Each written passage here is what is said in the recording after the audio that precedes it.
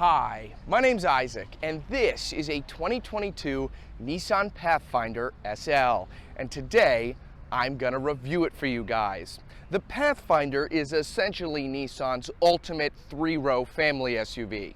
Well, actually, I suppose the Armada is their ultimate three-row family SUV. This is the mostly ultimate one. Yeah, that doesn't roll off the tongue as well. It's really good.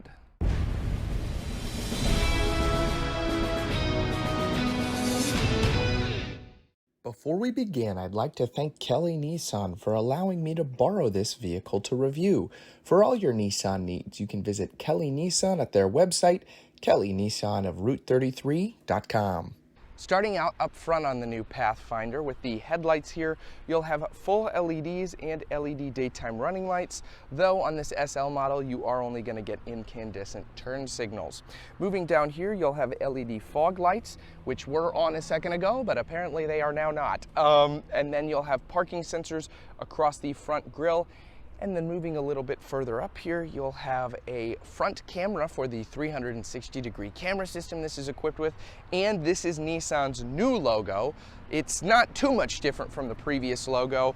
It's a little thinner font with some different colors, but I think that does a lot to make it look more modern and sharp. Overall, I think the front end of this looks really great. It maintains Nissan's corporate design elements while also standing on its own. And the last thing I wanted to mention up here, I just have to talk about it, is Obsidian Green. It's very rare that I review a brand new car nowadays that has a dark green color like this. I love it. My very first car was a Volvo 850 and it was in this green color and I just loved it. And I'm really thankful to see it here on this Pathfinder because for the most part, dark green kind of died out in the car industry in the early 2000s with that like gold color. You know, every Buick was that dark green or gold. Well, it seems like, bearing a few rare exceptions, that this color has mostly died out, so I'm glad to see it coming back for this. Moving underneath the hood in the Pathfinder, this is powered by a 3.5-liter V6, making 284 horsepower and 259 pound-feet of torque. And that is paired to a 9-speed automatic transmission. Moving to the profile of the Pathfinder, starting here with the wheels and tires, you'll have 255 60R tires around these nice 18-inch wheels with a cool two-tone pattern, kind of a darker metallic gray and silver. And then if we move up to the mirror cap, you will have a body color mirror cap, again in that nice green color. Then you'll have your turn signal indicator right here and a camera for the 360-degree camera system. Right here you'll have keyless entry on the door, which is always nice to see. So if you have the key in your pocket, you can just put your hand behind the handle right there and that's going to unlock it. And then you can tap that and that's going to lock the car. So really nice feature there.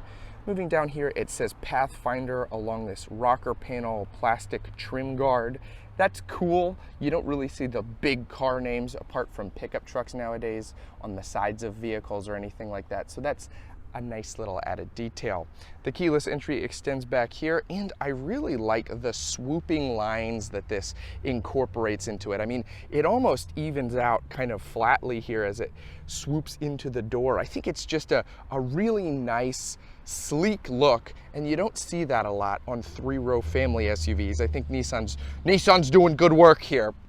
And the last thing I wanted to touch upon on the side before we move here to the back is they do have a blacked out panel to sort of give the illusion of a floating roof line, but not fully. That's really popular in the car industry right now, especially on SUVs, to do that floating roof line. And Nissan sort of was like, we'll do a little bit. We'll do a little tiny piece.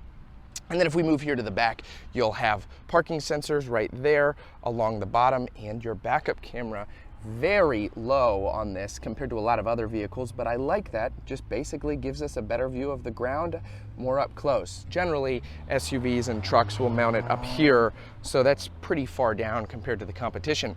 You'll have Pathfinder spelled out in ginormous letters on the back of the tailgate, your Nissan logo again, and then SL four-wheel drive. This is a base SL trim. There is an SL Premium that comes with rear seat captain's chairs and a full moonroof. This one does not have that, but if you're okay without those features, You're gonna save a lot here, and I think you're gonna like some of the features that this does have.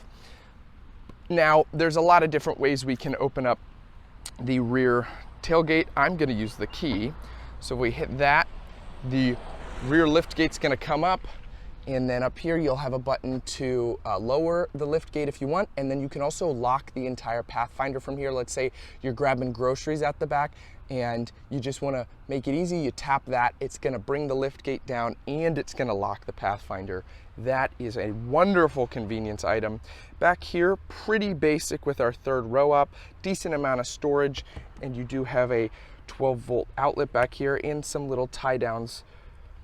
Very convenient. And then if we lift this up, I was surprised to see how much storage room is down here. And then the third row is just manually folding. So if we want to drop that, you just pull this and then push those down. That's going to give you much better access to a load floor. You can move the seat belts out of the way. I didn't beforehand, so I promise the seat belts don't always just hang like this. You will get an entirely flush load floor. You can move those out of the way. The second row does have buttons to drop the seats more flush on there. Back here, the third row does have a charge port, cup holders on one side, and then the other side just gets those basic cup holders. But you do have a light back here and air vents. Really, really nice to have air vents in the third rows. Not all SUVs include that. And I've been back in a third row for a long period of time, and I can tell you, it's no fun without climate vents back there. Moving to the interior of the Pathfinder, it is very nicely appointed, even on this SL model right here. If we start with the door panel, you'll have this very nice leatherette material up here at the top that continues along the sides with very nice stitching incorporated into it that leads into your door handle. And then if we move down here, you'll have a pretty premium piano gloss black material. I know a lot of people don't like gloss black, piano black, because they're like, oh, it smudges easily, but it does lend to a more premium feel in here. You'll have your unlock controls and your lock right there, as well as your power mirror options and your power windows, as well as the window lockout. Then over here, you'll have your brightness for the gauge cluster, your steering wheel assist button, and then you'll also have the button to open the rear power lift gate. And if we move up here, the nice stitching leatherette material continues on the dashboard. And if we move into our gauge cluster, it is not an entirely digital gauge cluster, but it does have a pretty large screen that gives us a very nice infotainment readout right here. You'll have a lot of settings for your Blue Cruise safety sense, and then also your directions, your music, your tire pressure, and how many miles you have left fuel economy wise. Obviously, it's also going to give you the speedometer, or obviously it's also going to give you things like a digital speedometer as well. Pulling back out to the steering wheel, you do have nice little paddle shifters right here if you're feeling a little sporty on the highway. And then you'll have your volume controls for the radio. This controls the center layout screen right there. And then you'll have your Blue Cruise buttons and the radar guided cruise control right here, as well as your Bluetooth settings. I like this steering wheel. It's leather wrapped and it feels pretty premium. Definitely a very high quality interior on here, especially compared to the outgoing model. Right here, you'll have a fairly sized infotainment screen. I believe this is a 9-inch, and that's going to give you your Bluetooth, Apple CarPlay, Android Auto, and Sirius XM is incorporated into it for the 8 people that still use Sirius XM past the 6-month free trial that you get with every new car purchase. And then you do have physical buttons down here for the screen and a giant volume knob and tuner right there. Love to see that those are still incorporated. I do not like the little digital rocker that some vehicles have gone to. I prefer that big climate, or that big volume control, I should say. Climate controls though, if we move down here, you'll have 2 climate vents incorporated with your hazard button and your start stop button right here. And then you'll have your heated seats and your dual zone right here. So right now they're in sync, I believe, but nope, you can separate them. So if I wanted to make this really hot, I could do that. And you know, on this, what is it, 79-degree day, I can turn my heated seats on and turn the heat up over there if I wanted to. And then you'll have all your other fan speed buttons and everything right here with a small digital layout to give you more clarity on which specific button you're hitting. If we move down here, you'll have a USB and USB-C, as well as a 12-volt port. And then you'll have a little storage cubby right there, and another one right here to mount your phone. You'll have two cup holders right here, your auto engine start stop feature, electronic parking brake, and electronic parking brake hold. And then you'll have your different mode selector right here. So if I spin that up on the screen here, it's going to give us a little readout of what modes we can go into. Now I'm going to put it back to auto because we just want the basic one here. When it comes to the shifter, this is definitely a very unique one. So it does have leather wrapping around it. This is interesting. So if I want to throw it in drive, I put my hand here and then I pull back, and you'll see this little light will light up. It'll tell us in the gauge cluster we're in drive and we're off. We're all set. Now if I want to put it in neutral, I can just shift up without hitting this button because neutral is not going to do us any harm. Now I cannot, however, shift up into reverse. I need to hit this button again to fully shift it into reverse. That's going to bring our 360-degree camera system up with the backup camera. Now very interestingly, I think the backup camera and 360-degree quality on here are very nice. But I recently did a Frontier Pro 4X, brand new, same model year, and it looks like they're using cameras from 10 years ago on that thing. This has very nice quality though. And then if we want to throw this into park, all we need to do is just hit park. I think you can be in any gear, yep, and it's going to tell you I'm in park, and it'll tell you I'm in park there. So, very interesting shifter. One thing I forgot to mention right here is there is also a heated steering wheel on this SL. Then on the armrest, you have the faux leather stitching right here, the nice trim materials that goes through there, and it says Pathfinder. If we open it up, pretty gigantic storage spot right here. No chargers or plugs, but it does have a spot for cup holders and maybe like notes or something if you want to just fit some I don't know, papers or something in there, maybe your registration or something. So if we continue along the dash here, you'll have a very tiny storage area right there, and it says Pathfinder in there. I don't know if you can see that. And then the leatherette material continues across the dashboard. These seats are incredibly comfortable, very, very plush and premium in here. Some of the nicest SUV seats I've ever sat in. On the driver's side, you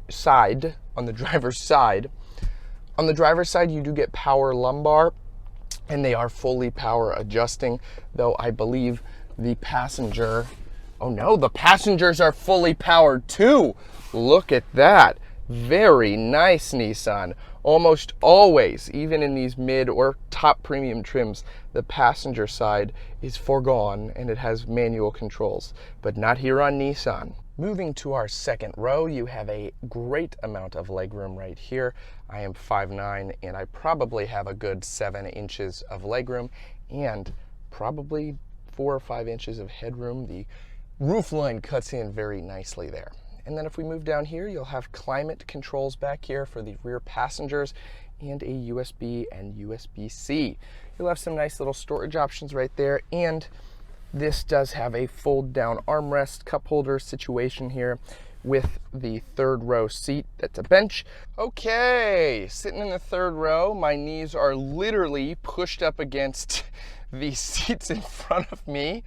And I mean, I still got maybe an inch of headroom back here as an adult, but these are definitely third seats that should be reserved for young kids. Now, the cool thing here is that button I mentioned previously actually moves the front seats up fully, and they kind of push forward. Now, obviously, like I mentioned, they do fold to give you a flush load floor, but that is an easy way to escape from these terribly cramped back seats.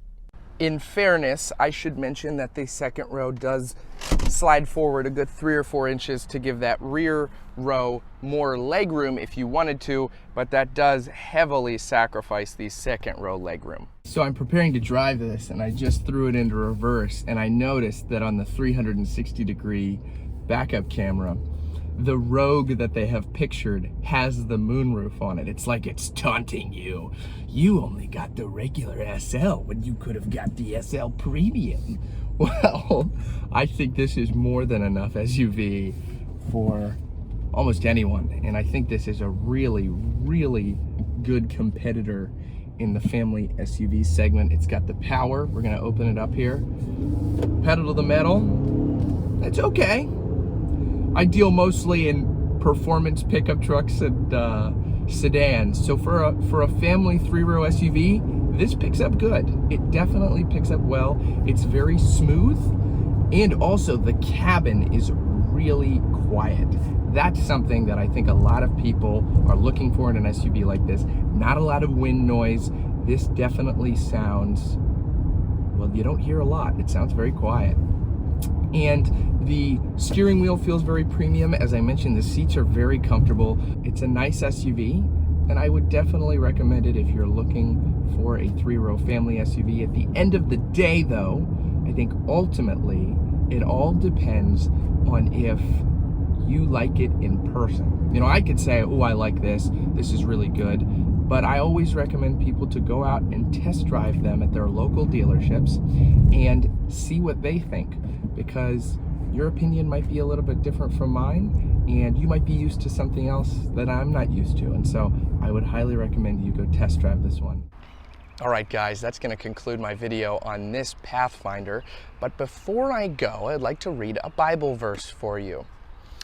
Today I'm in Revelation chapter 3, verse 20. You might be thinking, uh-oh, he's in Revelation. Is he going to talk about the end of the world? No, not in this video. This is Jesus speaking, to give you guys some context. And he says, "Behold, I stand at the door and knock. If anyone hears my voice and opens the door, I will come into him and eat with him, and he with me." Now, over the years, this verse has been misinterpreted a little bit. Some people think it's just for anybody. You know, he knocks with anybody.